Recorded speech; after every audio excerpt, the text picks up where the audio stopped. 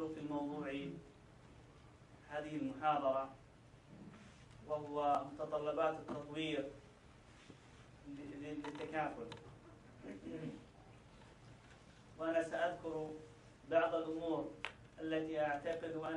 أنها مطلوبة جدا لكي نأخذ بالتكافل ليكون في مصاف التأمين التقليدي إن شاء الله. أول تلك المتطلبات أن الإسلام لا يمنع من الاستفادة مما لدى الآخرين من أدوات وأفكار يكونون قد سبقونا إليها، ولكن الشرط الأساسي في ذلك ألا تتعارض مع أحكام الدين الأساسية. التأمين التقليدي مثلا هو معاملة موجودة في الغرب منذ القديم،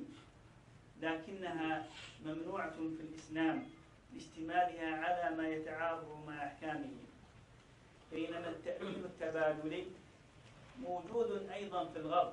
منذ أزمان طويلة، ربما يؤرخ بدايتها بعام 1753 للميلاد، ومع ذلك تم استيراده من قبل فقهاء المسلمين والاستفادة منه في بناء التأمين التكافلي بعد التأكد من خلوه من المفسدات الشرعية ووجود أساس شرعي يجيزه. لكن يجب علينا ألا نتوقف عندما انتهى إليه الآخرون ونكتفي بالاستيراد والمحاكاة، بل إن الواجب الشرعي يحتم علينا العمل والابتكار والإبداع فيما يتلائم مع أحكام الدين، وأن نحوز على الأدوات والمعارف اللازمة لذلك. میں اس موضوع پر گفتگو کرنا چاہتا ہوں کہ تکافل کو کیسے آگے ترقی دی جائے اور تاکہ وہ انشورنس سے عام انشورنس سے آگے بڑھ جائے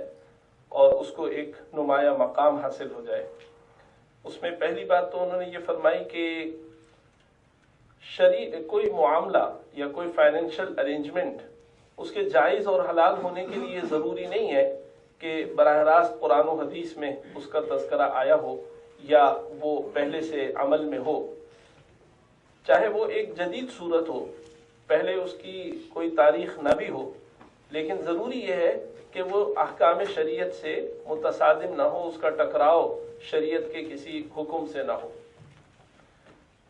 کنوینشنل انشورنس کے بارے میں علماء نے غور و فکر فرمایا اور انہوں نے اس بنیاد پر اس کو منع نہیں کیا کہ وہ ایک نیا معاملہ ہے، بلکہ اس بنیاد پر کہ اس کے اندر بہت سی شرعی خامیاں ہیں جو کہ علماء تفصیل کے ساتھ اپنے مقام پر بیان کر چکے ہیں۔ اور جس طریقے سے کنوینشنل انشورنس یعنی کمرشل انشورنس بہت زمانے سے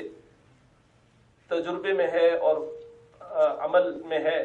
اسی طریقے سے میوچل انشورنس جس کو تعاونی بیمہ بھی کہتے ہیں، یہ بھی مغرب میں پریکٹس کے اندر رہا ہے، تجربے میں رہا ہے۔ علماء نے جب دونوں کے اوپر غور کیا تو انہوں نے میوچل انشورنس کو یعنی اس کے بنیادی ڈھانچے کو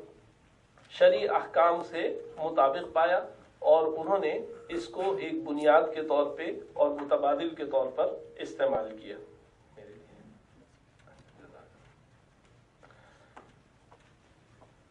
لیکن دونوں میں فرق قائم کرنے کے لیے اور تکافل کی روح کو حاصل کرنے کے لیے